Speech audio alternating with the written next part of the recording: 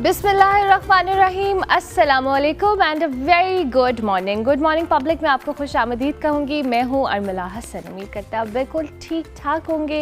आपकी सुबह अच्छी हुई होगी, चाय कॉफ़ी आपको मिल गई होगी। मैं आजकल चाय डिटॉक्स पे हूँ, तो आप रोज़ सुबह सुबह मेरे हाथ में अगर चाय का मग नहीं देख रहे तो उसका ये हरगिज़ मतलब नहीं है कि मैंने चाय छोड़ दी है। इसका ये मतलब है कि मैं कभी कभी थोड़ा गैप दे रही हूँ चाय में। अच्छा, इसके साथ साथ जी आज अगर आप सुबह लाहौर में हैं तो एयर क्वालिटी इंडेक्स जी, जब मैं सुबह 8 बजे मैंने चेक किया था तो 522 एयर क्वालिटी इंडेक्स था। अभी ताज़ा तरीन क्या है, 483 हो गया एयर क्वालिटी इंडेक्स। ये मेरी टीम ने मुझे बता दिया जी। सो अगर आप घरों से बाहर निकल रहे हैं तो make sure to wear a mask because it's very important. Because हम इस चीज़ को बहुत नज़रअंदाज करते हैं मोस्ट ऑफ द टाइम कि अच्छा स्मॉगी है, लेकिन ये आपकी सेहत के ऊपर जितने वर्स्ट इम्पैक्ट डाल रहा है विद टाइम हमें इसकी रियलाइजेशन नहीं है। बिकॉज जब ये मौसम आता है और मुझे अक्सर लाहौरी हो कि हम तो इम्यून ही हो गए ना स्मॉग के, लेकिन still it affects our health.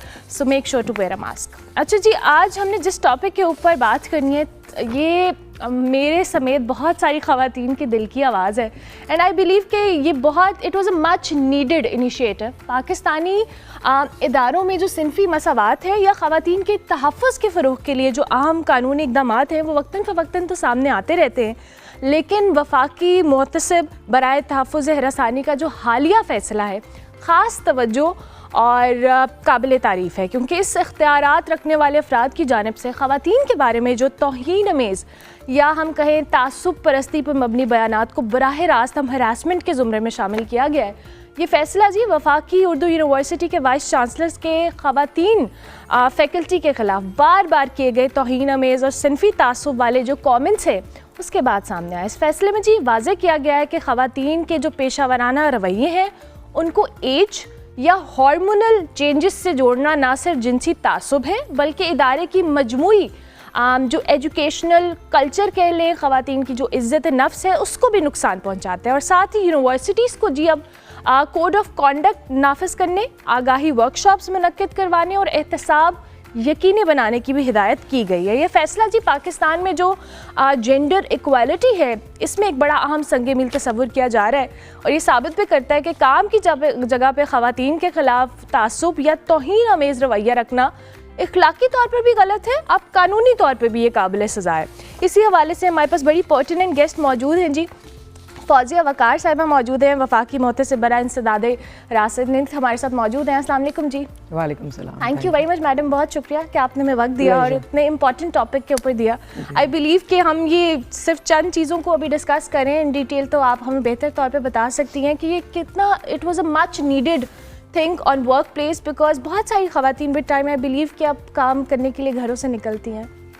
बिल्कुल जी, और मुझे भी हैरानगी है कि इसकी बावजूद इतनी ज़रूरत के ख़वातीन आवाज़ नहीं उठा सकती हैं, क्योंकि उनको लगता है, खौफ होता है कि अगर उन्होंने कोई ऐसी बात की, ऐसे रवैयों को, ऐसे तासुरात जो हैं उनको मना किया तो उन्हीं के ख़िलाफ़ जाएगा। लोग कहेंगे ये देखा औरत है ना, तो अब ये फ़जूल किस्म की बातें इसने शुरू कर दी हैं।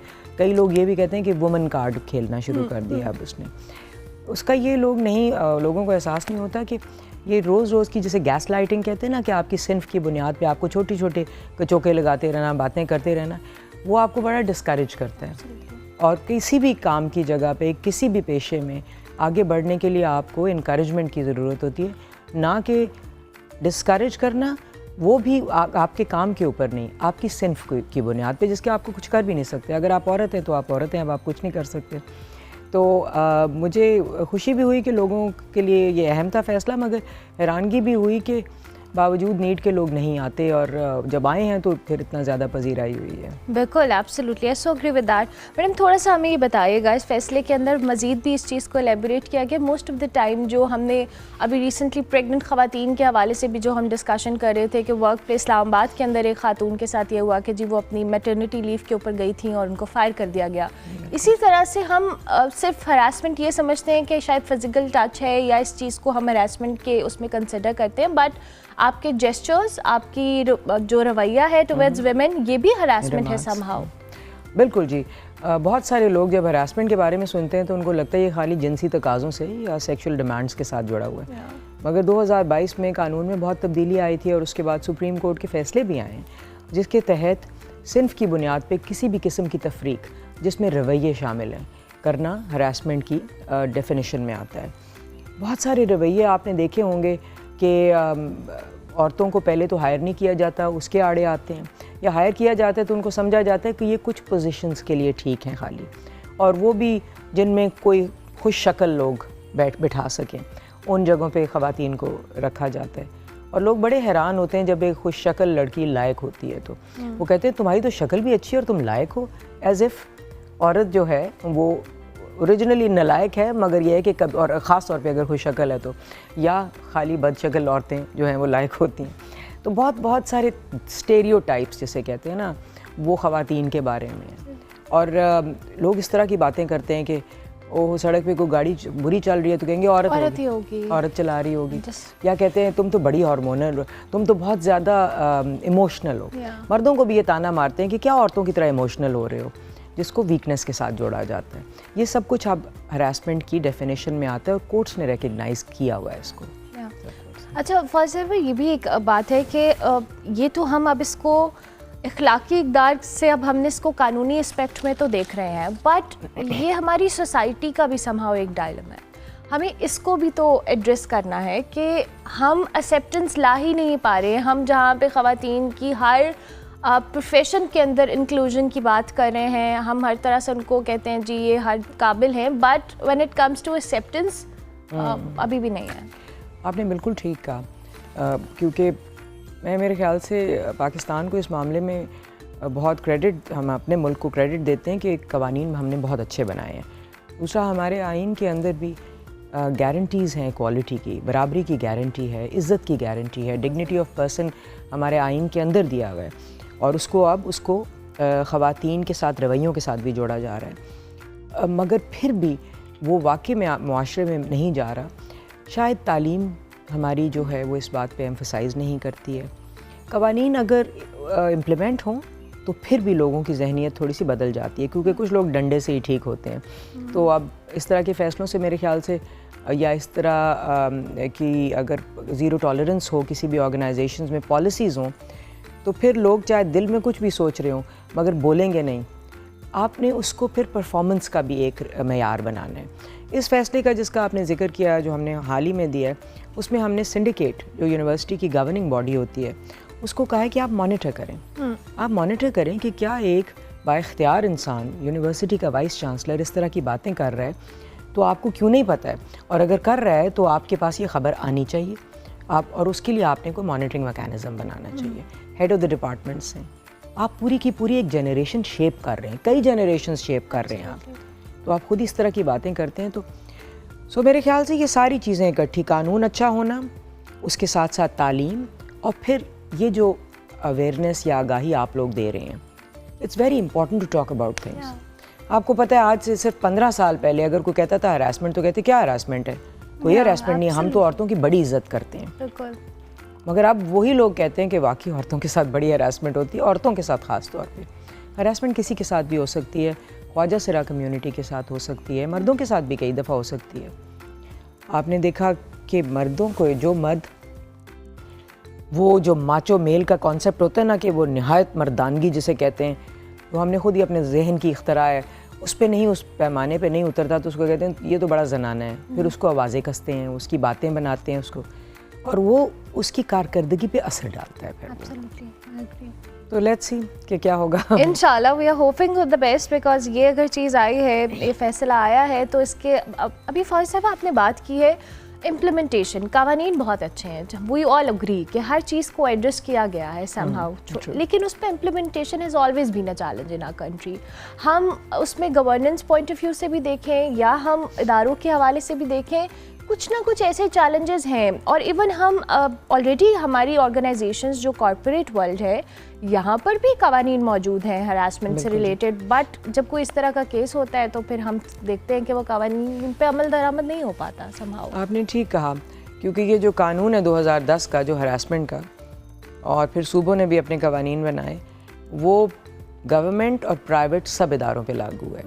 इदारा छोटा है या बड़ा है, हर इदारे की जिम्मेदारी है कि वो एक इंक्वायरी कमेटी बनाए, जो ज़ाब्ता अखलाक है, कोड ऑफ कॉन्डक्ट, वो लगाए किसी ऑब्वियस जगह के ऊपर जहाँ पे लोग देख सकें। इंक्वायरी कमेटी की ट्रेनिंग कराए, लोगों को बताए कि हरासमेंट के केस में आपने कैसे रिपोर्ट करनी है। तो वो तो कानून तो सब पे लागू होता है, मगर इम्प्लीमेंटेशन मेरे ख्याल से इसलिए भी नहीं होती कि इनके लिए खसूसी इदारे, इस तरह की जो समाजी मसाइल हैं उनके लिए खसूसी इदारों की ज़रूरत होती है। हमारा जो इदारा है, जिस तरह के फेडरल ऑम्बड्सपर्सन सेक्रेटेरिएट, वो एक खसूसी इदारा है। वहाँ पे वकील की ज़रूरत नहीं है, वहाँ पे किसी किस्म की फ़ीस नहीं है, औरत को इज़्ज़त दी जाती है क्योंकि जो स्टाफ है वो हसास स्टाफ है, जेंडर सेंसिटिव जैसे कहते हैं। उनको औरत से बात भी करनी आती है और उसके बाद उन समझना भी आता है। बहुत दफ़ा हमारे पास कंप्लेनेंट्स आती हैं और वो एक मोटी सी बात करती हैं कि मुझे निकाल दिया क्योंकि मुझे बहुत तंग करते थे, मगर वो समझा नहीं पाती कि किस तरीके से तंग करते हैं। फिर आपने उनसे सवाल करने होते हैं कि किस तरीके से तंग करते हैं। जब आपको तंग किया तो किसी ने देखा, आपने किसी से बात की, वो करते करते आपको स्टोरी के अंदर एक और स्टोरी नज़र आ जाती है। मैं आपको एक मिसाल दूं कि एक बड़ी ट्रांसपोर्ट कंपनी थी, काफ़ी बड़ी। उसमें एक खातून ने कहा कि मैंने ड्यूटी पे रिपोर्ट किया एक स्टेशन पे, दूसरे अपने होम स्टेशन पे नहीं, एक और स्टेशन पे। तो मेरे साथ सुपरवाइज़र ने बदतमीज़ी की बहुत ज़्यादा और उसने मुझे हरास किया। मैंने पुलिस भी बुला ली। खैर हम वो जब उस पर तफ्तीश कर रहे थे, क्योंकि इंक्वायरी इसमें होती है प्रॉपर और शहादत भी होती है, एविडेंस दोनों साइडों का लिया जाता है। तो जब हम कर रहे थे तो हमने रियलाइज़ किया कि उस औरत ने बिल्कुल बायत बताया कि उसकी तनख्वाह सिर्फ 25,000 है, जबकि हुकूमत ने उस वक़्त 32,000 रुपया मिनिमम तनख्वाह की हुई थी। तो हमने जब ये सवाल उस कंपनी से पूछा तो उन्होंने कहा नहीं, हम इनको साथ बोनस देते हैं इनके ट्रिप्स के ऊपर। एंड वी फाउंड आउट कि वो नहीं दे रहे थे, मगर क्योंकि वो लेट डिस्कवर हुआ, हमने उससे बात ये पूछी और हमने कोशिश की और उसको फिर खैर बाद में हमने किसी तरीके से टैकल भी किया, मगर उस खातून ने वो मसला नहीं समझा कि उसके साथ जो इतनी ज़्यादा डिस्क्रिमिनेशन हो रही थी वो उसने इसको प्रॉब्लम नहीं समझा।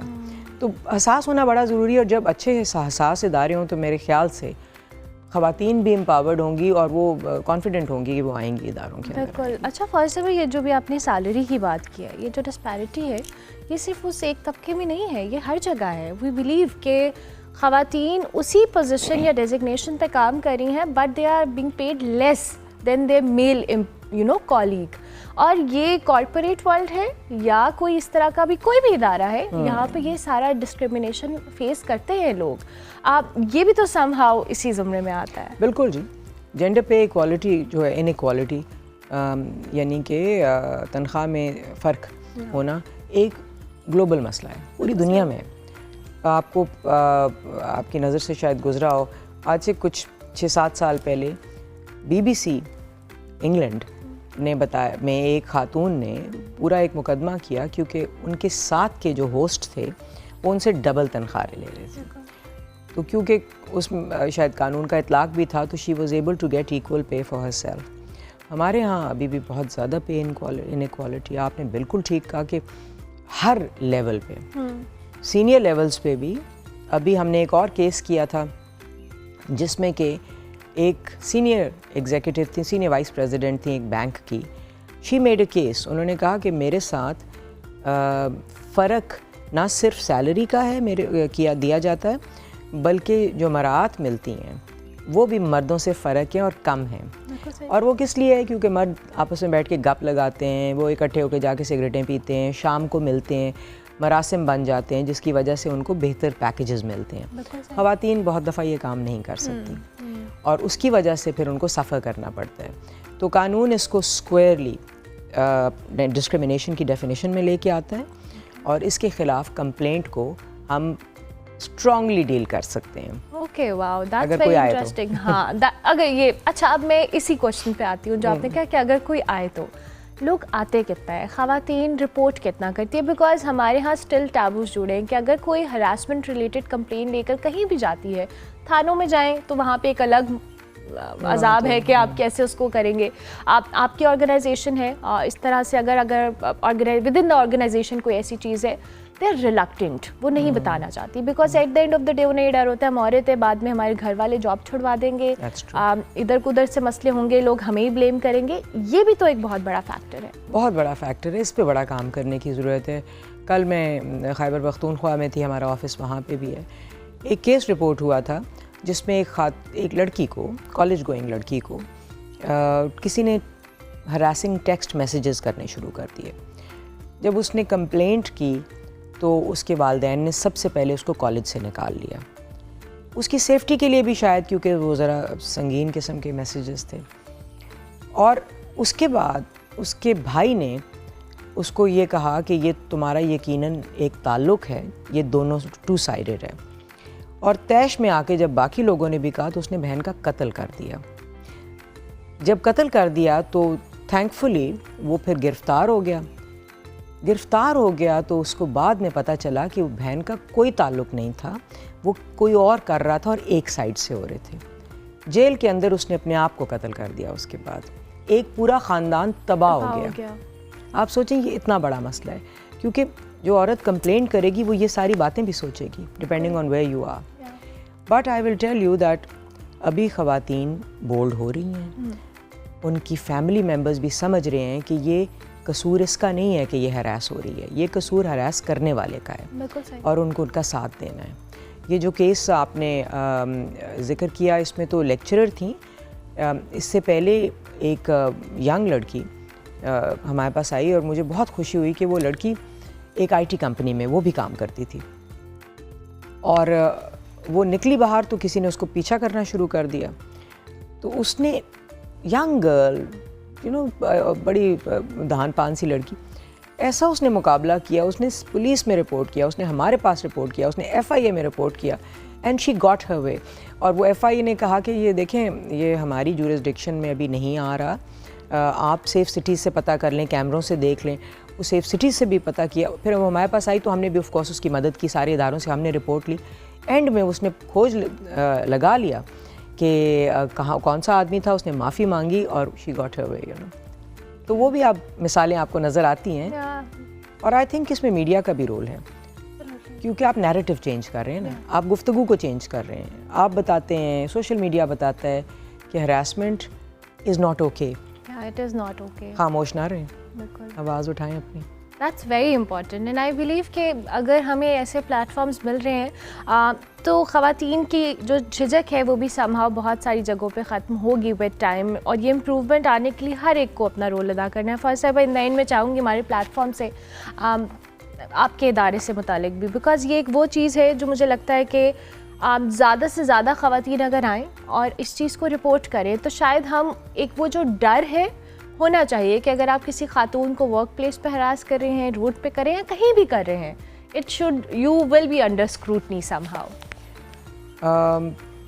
आपने अच्छा सवाल किया, क्योंकि बहुत सारी ख़वातीन को, लड़कियों को ये नहीं पता होता कि रिपोर्ट कैसे करना है। ये जो इदारे बने सूबों में भी बने हुए हैं और वफाक के लेवल पे तो ये सारी ऑर्गेनाइजेशंस के साथ डील करते हैं। ये नहीं है कि ये छोटी है, इवन दुकानें जो हैं उनके साथ भी ये डील करते हैं। और रिपोर्ट करना बड़ा आसान है। हेल्प लाइन्स हैं, जिस तरह मेरे इदारे की हेल्प लाइन है 0344 367 367, ज़रा बड़ा नंबर है, इंशाल्लाह हम उसका छोटा नंबर ले रहे हैं। उस पर सिंपली कॉल करें, एक बहुत ही सेंसिटिव किस्म का आपको रिस्पांस मिलेगा। वकील बैठी हुई हैं, वो आपसे बात करेंगी, आपको पूरा गाइड करेंगी। या गो ऑनलाइन 2 लाइनों की कंप्लेंट कर दें, हम आपको गाइड करेंगे उसके बाद बुला के समझा के कि एक तफसीली कंप्लेंट कैसे देनी है, और वो लिखवाने में भी मदद करेंगे। और फिर उसके बाद प्रोसेस शुरू करेंगे। खुद आ जाएं, पहली दफ़ा ही खुद आ जाएं या मेल में भेज दें। तो ये 4 तरीके आपके पास हैं, बड़े आसान हैं, और मैं आपको यकीन दिलाती हूँ कि अगले ही दिन आपका केस सुना जाएगा।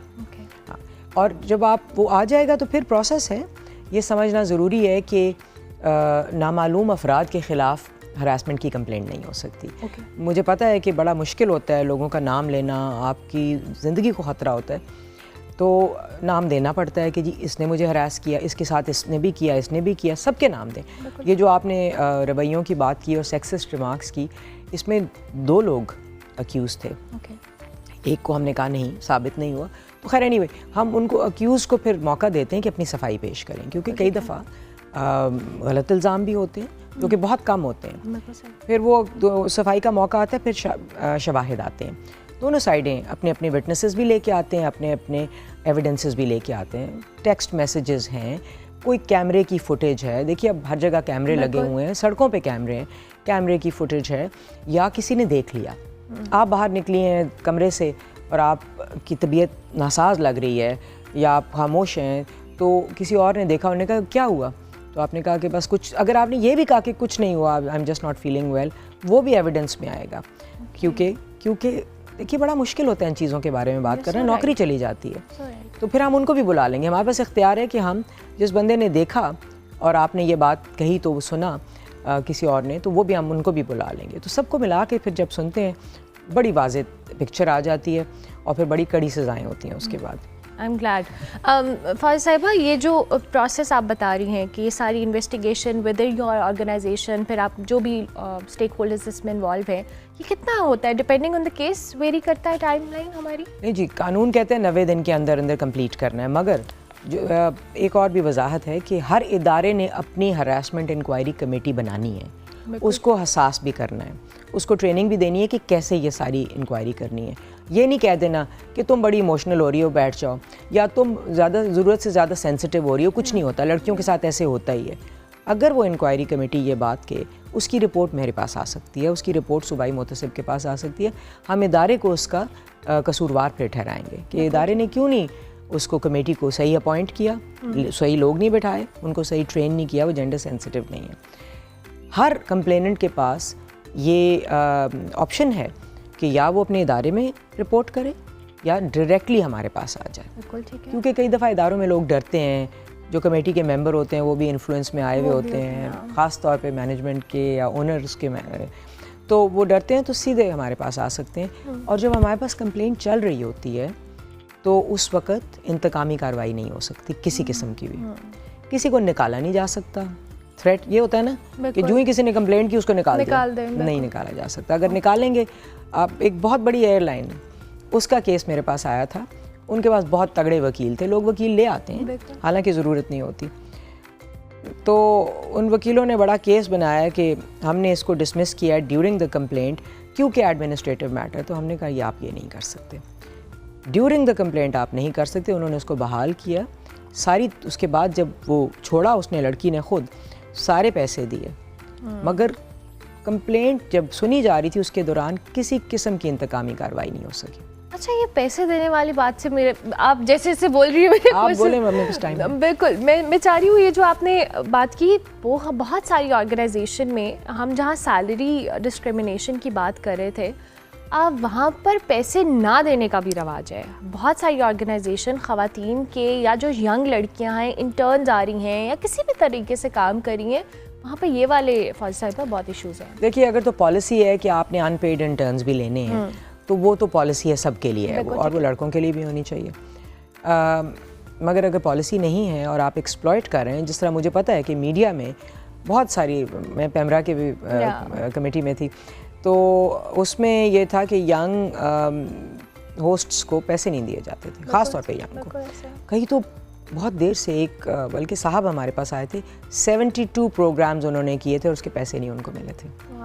तो ये होता है, मगर शायद ज़्यादा ख़वातीन के पास होता है। अगर वो हमारे पास आती हैं, we definitely can deal with that, because that is clearly gender based discrimination. अगर उनको एक्सप्लॉइट किया जा रहा है। बट एक वजाहत कर दूँ कि लोगों का अक्सर ख्याल होता है कि इंटर्न्स, वॉलंटियर्स, स्टूडेंट्स कवर्ड नहीं है कानून में। ये बिल्कुल गलत ख्याल है, ये सब कवर्ड हैं, सब के सब कवर्ड हैं बिल्कुल। और अगर आपका काम की जगह ये स्टूडियो है या किसी की कोई और दफ्तर है, तो वर्क प्लेस में खाली वो नहीं आता। अगर आप अपने काम के लिए सड़क पे भी जा रहे हैं और आपको कोई अपने वर्क प्लेस का एम्प्लॉई जो है वो हरास करता है, तो वो उसकी कॉग्निसेंस हम ले सकते हैं।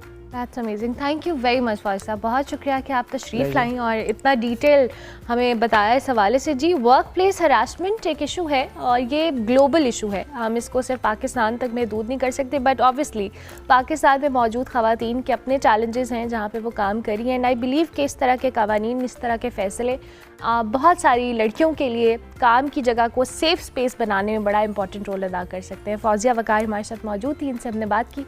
ब्रेक लेंगे, ब्रेक के बाद वापस आएंगे। Welcome back to Good Morning Public जी। ब्रेक के बाद वापस आ गए। अब कराची जो चिड़ियाघर है इस पे बात करेंगे। 2 दहाइयों से कैद जो मादा रीछ है रानो, इनकी इस्लामाबाद मुंतकिली के अमल का बिलाखिर आगाज़ कर दिया गया है। रानो की मुंतकिली का जो फैसला है सिंध हाई कोर्ट के हुक्म के बाद सामने आया है, जिसमें अदालत ने जी हिदायत की है कि जानवरों की नाकिस निगहदाश्त की बायस उन्हें महफूज पनागाहों में मुंतकिल किया जाए। Islamabad wild life rescue centre की 3 रुकनी टीम जी कराची पहुंच चुकी है और रानों की जो बहाली है और तरबियत का जो अमल है वो जारी है, ताकि इसे ज़बरदस्ती या बेहोशी की हालत में नहीं बल्कि ट्रेनिंग के बाद रजामंदी से मखसूस पिंजरे में मुंतकिल किया जा सके। इसी हवाले से हम बात करेंगे। इस वक्त माहिरा उमर हमारे साथ मौजूद हैं, को फाउंडर हैं पाकिस्तान एनिमल वेलफेयर सोसाइटी की, और इसके साथ साथ मुजम्मिल फ़िरोज़ी हमारे कॉरेस्पॉन्डेंट हमारे साथ मौजूद हैं। माहिरा, आपकी इजाज़त से मैं ज़रा मुजम्मिल से थोड़ी सी डिटेल्स ले लूँ, फिर हम इस हवाले से बात करेंगे since you are part of this whole thing. Muzammil, ज़रा हमें बताइएगा क्या ताज़ा तरीन सूरत हाल है और इस्लामाबाद से जो टीम आ चुकी है, आनी है, क्या प्रोसेस है अभी? अरबला, वेरी गुड मॉर्निंग। सबसे पहले मैं आपको बताऊं, आपने खुद ही कह दिया कि 20 साल से जो भूरी रीछनी थी, ये जो बर्फ़ानी इलाकों की होती है, उसको कराची में ज़ू में रखा गया था। 20 साल से वो यहाँ पर थी, लेकिन अब ये मामला सामने आया कि उसकी निगहदाश्त जो है वो सही तरीके से नहीं हो रही है। इससे पहले भी 2 कीमती हथनियाँ, एक नूरजहाँ और सफारी पार्क में और एक जो सोनिया कराची ज़ू में, इससे पहले उनका भी इंतकाल हो गया था और उसके मामला भी ये सामने आए थे कि उनकी देखभाल सही नहीं हुई थी। तो इस बार जो सिंध हाई कोर्ट ने फैसला दिया है कि मामला जब हाई कोर्ट पहुँचे थे तो उन्होंने ये कहा था कि इसकी देखभाल सही नहीं हो रही है, तो इसको जो है वो इस्लामाबाद या गिलगित बल्तिस्तान शिफ्ट किया जाए, क्योंकि यहाँ के मकामी नहीं है, इसके जो माहौलियाती असरात जो हैं वो ज़्यादा पड़ रहे हैं, तो इसको यहाँ रखना सही नहीं है। चीफ सेक्रेटरी सिंध के ज़ेर सदारत एक इजलास हुआ जिसमें फ़ैसला किया गया कि भाई कि इसको किस तरह से इस्लामाबाद मुंतकिल करनी। KMC के हुक्काम ने तो उस पर से हाथ उठा लिया था, उन्होंने कहा ये हमारे बस की बात नहीं है, उनसे नहीं हो सकेगा। तो ये मामला जो है फिर इस्लामाबाद हाई कोर्ट जो वाइल्ड लाइफ है उनके ज़िम्मे गया और 3 रुकनी वफ़द जो है वो कराची पहुँचा है। उनकी वो तरबियत कर रहा है इस वक्त मादा रीछनी की कि किस तरह उसको पिंजरे में जाना है और किस तरह पिंजरे से बाहर आना है। एक जंगली जानवर है, उसकी तरबियत में थोड़ा टाइम लगता है। तकरीबन 12 लोग जो है उसकी तरबियत में भी शिरकत कर रहे हैं, उसको सिखा रहे हैं और बाकायदा उसकी रिकॉर्डिंग की जा रही है, उसकी जो तरबियत हो रही है उसकी। उसके बाद जो है इसको इस्लामाबाद मुंतकिल किया जाएगा, फिर वहाँ से जो है इसको गिलगित बल्तिस्तान के जंगलों में छोड़ा जाएगा, ताकि जो आबो हवा जो इसकी रिक्वायरमेंट है इस भूरनी मादा रीछ की वो इसको मिल सके। इस हवाले से जब हमारी बात हुई है हुक्काम से जो उसकी ट्रेनिंग कर रहे हैं, तो ये कह रहे हैं कि इस वक्त जो रीछनी है वो मुस्बत रद्द अमल दिखा रही है और जो वीडियोस में भी जो वहाँ से बना रहे हैं उस पर देखा जा रहा है कि रीछनी जो है पॉजिटिव रिस्पॉन्स दे रही है, उनकी बात मान रही है, पिंजरे में आना जाना वो सीख रही है। तो जो ट्रेनिंग दे रहा है अमला, उनका यही कहना है कि 3 से 4 रोज़ में जो है इसकी ट्रेनिंग उम्मीद है कि मुकम्मल हो जाएगी। फिर इसके लिए एक स्पेशल कैच बनाया गया है आहनी, जिसके ज़रिए इनको हवाई जहाज़ के जरिए मुंतकिल किया जाएगा, फिर वहाँ से गिलगित बल्तिस्तान के जंगलों में छोड़ा जाएगा। बिल्कुल ठीक है, thank you very much Muzammil, बहुत शुक्रिया। आप इस हवाले से बता रहे थे। माहिरा उमर भी हमारे साथ मौजूद है। Mahira, thank you very much, आपका भी बहुत शुक्रिया कि आपने हमें वक्त दिया। माहिरा, ये एकदम बड़ा इम्पॉर्टेंट था जी, और जिस तरह से हमने सूरत हाल देखी थी, ये पहली दफ़ा नहीं है कि चिड़ियाघरों के अंदर इस तरह की सूरत हाल में हम इन जानवरों को देखते हैं जो अपने हैबिटेट के आदी होते हैं, फिर यहाँ मुंतकिल होते हैं और फिर वो एडजस्ट नहीं कर पाते हैं somehow, because they are living creatures and we don't treat them like that. So tell us about it जी, आपकी इस सारे प्रोसेस के अंदर इक्वली कंट्रीब्यूशन रही है आई बिलीव। जी बिल्कुल। अगर आप कोई भी जंगली जानवर जैसे रानो, वो पैदा हुई थी देवसाय में। अब जब वो छोटी सी ही थी, उसको पकड़ लिया होगा कुछ लोगों ने, और अब वो जब से कैद में है, अब इसकी उम्र 20 साल से ज़्यादा है, और आप देखें पिंजरे में क्या ज़िंदगी है। अगर आप उसकी देखभाल कर भी रहे हों तो वो पिंजरे में वो चीज़ें तो नहीं कर सकती जो वो अपने कुदरती माहौल में करती हो। तो मतलब वो किस किस्म की ज़िंदगी है जो कैद में है। तो इसी वजह से इसको जब ये शिफ्ट होगी Islamabad wild life management board के रेस्क्यू सेंटर में, इसकी रिहैबिलिटेशन होगी, इसकी डाइट बेहतर होगी, इसको खुली जगह पे रखा जाएगा क्वारंटीन के बाद, जहाँ घास होगी, और वो अपने जो हाल उसका अभी है उससे रिकवर कर सकेगी। अभी तो उसके 2 से 3 जगह जख्म भी हैं, कीड़े पड़े हुए हैं, उसका इलाज अभी जारी है। और उसके कुछ महीनों बाद उसको गिलगित बल्तिस्तान में एक जगह बनाई जाएगी, एक 4 दीवारी, जहाँ पे सर्दियों में बर्फ भी होगी, और शायद ये जिंदगी में अपने पहली दफा ये हाइबरनेट भी कर पाए। That's very sad. I believe कि हम इस चीज़ के ऊपर दो कि अगेंस्ट बात करना या इस चीज़ पे बात करना अच्छी बात नहीं है समहाउ, बट ये कोई रानों का इशू नहीं है। हमने हत्तियों के साथ या हाथियों के साथ या ज़राफ़ास के साथ जो सारी सूरत हाल देखी है माजी में भी माहिरा, ये जो कल्चर है थोड़ा सा हमें इस चीज़ को, डोंट यू थिंक कि डबल चेक करने की ज़रूरत है कि हम एक नेचुरल हैबिटेट से ऐसे जानवरों को उठा के लाते हैं, चंद मीटर के पिंजरों के अंदर रखते हैं, and they suffer like that. जी बिल्कुल। हमारे मुल्क में नेशनल पार्क्स हैं काफ़ी सारे, हर सूबे में। वहाँ पे कुदरती माहौल होता है, जैसे कीर्थर हो गया, देवसाय हो गया, मुख्तलिफ और पार्क्स हैं। तो हर इलाके में अलग माहौल होता है, और वहाँ के मखसूस जानवर होते हैं। कहीं जैकल्स होते हैं, कहीं हिमालयन ब्राउन बेयर्स होते हैं, कहीं ब्लैक बेयर्स होते हैं, हिरन होते हैं। तो आप उन जानवरों को वहीं पे रहने दें। कितने सारे तो जो जूज में बंद जानवर हैं उनको इन्हीं जगहों से पकड़ के इनको बंद किया हुआ है, जैसे फिशिंग कैट्स हो गई, डेजर्ट फॉक्सेस हो गए। अब वो अपनी जिंदगी जी रहे थे उस माहौल में, अब हमें नहीं पता वो कहाँ से आ गए, क्या वो कैप्टिविटी में पैदा हुए या उनको वाइल्ड से पकड़ा गया। तो क्यों ना हम फोकस करें कि हम अपने नेशनल पार्क्स को बचाएं, हमारा फॉरेस्ट एरिया बढ़े। अब जानवर जब आपने पिंजरे में कैद कर दिया तो ज़रा जाके उसका हाल तो देखें। और मेरे ख्याल से आँखों से देखने से ज़्यादा हमें अपने दिल से चीज़ों को देखने की ज़रूरत है। आप जाएं ज़ू और कुछ जानवरों को ऑब्जर्व करें, उनके सामने पिंजरे के जाके खड़े हों। अब एक बंदर है जिसको हम देख रहे हैं, वो बेचारा पता नहीं कब से कैद है एक 4 foot by 8 foot tile floor पे, जंग आलूदा कुछ बस लोहे के स्ट्रक्चर्स हैं। तो उस बंदर ने तो कभी शायद मिट्टी भी नहीं महसूस करी अपने पाँव के नीचे। कोई कोई दरख्त उसको पता नहीं क्या है, कोई पत्ता नहीं उसको पता कि क्या चीज़ होती है, खुला आसमान क्या चीज़ है। सामने वो देख सकता है कि झूले लगे हुए हैं, और मतलब ये किस किस्म की जिंदगी है। तो आंखों से नजर नहीं आ रहा तो दिल से देखने की कोशिश करें। अब वो इस तरह जब कैद होते हैं जानवर तो वो साइकोटिक हो जाते हैं, मतलब जैसे आप कहें कि कुछ करने को ही नहीं है उनके पास, कोई चीज़ ही नहीं है। हमें तो पीने का पानी भी नहीं नजर आता उनके लिए, और लोग उन्हें पॉपकॉर्न खिला रहे होते हैं, चिप्स खिला रहे होते हैं। और वो जो एक बंदर है जिसकी मैं बात कर रही हूँ, आप यकीन करें कि हमारे सामने कुछ लोगों को उसने देखा और फिर वो रोने लगे, क्योंकि वो हर मिनट पे ना वो जैसे पैनिक में होता है, इधर कूद रहा है उधर कूद रहा है। उसके बाद वो अपने पिंजरे के एक कोने पे जाता है और वो कुछ कलाबाजी सी खाता है, मतलब अपना सर जमीन पे रखता है और टांगे ऊपर। अब उसके टांगे भी हम देख रहे हैं कि स्वेल हुई हुई हैं और बिल्कुल लाल लाल हैं। तो उसको तो एक वेटनरी डॉक्टर को देखने की जरूरत है। मतलब हम तो हैरान हैं कि क्या कोई भी नजर नहीं रख रहा है इन जानवरों पे।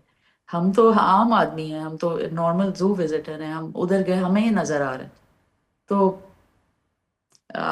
आप सब कुछ आपके सामने है, आप जाके वहां देख सकते हैं कि क्या हाल है जानवरों का, कितने कितने जानवर बीमार हैं। एक और बंदर है उसके बाजू पे बाल ही नहीं है, और उसके भी जो हाइंड क्वार्टर्स हैं वो बिल्कुल लाल हुए हैं, मतलब बीमार लग रहे हैं जानवर। तो अच्छा, अब माहिरा, चूँकि अभी हम रानू का भी जिक्र करें, आपने ख़ुद पर्सनली इस चीज़ को परसू किया था और ये मुंतकली वाला मामला था, इस पे बड़ी रिजर्वेशंस थी जी कराची की कि हम क्यों करें और हम कराची में इसको ट्रीट करेंगे, but you know you ask people, related people कि आप इसको सारा करें। अब ये हम क्या इन जूज़ के अंदर वेटनरी डॉक्टर्स नहीं हैं, फैसिलिटीज़ नहीं हैं, मसला क्या है? अगर हम इनको हैंडल नहीं कर सकते तो फिर हम इस चीज़ को वाइंड अप क्यों नहीं करते और जो नेचुरल, जैसे आपने कहा कि वाइल्ड लाइफ पार्क्स हैं, हम वहाँ पे इनको छोड़ दें, वहाँ पे लोग एंटरटेन हो जाएं जिन्होंने होना है। वहाँ जैसे हम सफारी जूज़ लाहौर में भी है, यहाँ पर एक अच्छी स्पेस है, बहुत खुली स्पेस है जहाँ पे इस तरह के जानवर रखें, दो कि स्टिल एक जंगल के जानवर को आप एक लिमिटेड स्पेस में रख रहे हैं, बट इशू एड्रेस कैसे होगा अगर ये इसी तरह से? तो हम आए रोज़ किसी एक जानवर बेचारे को पकड़ के तो आवाज़ उठाएंगे और फिर उसके पीछे 10 की लाइन लगी होगी कि वो बीमार है। जी बिल्कुल।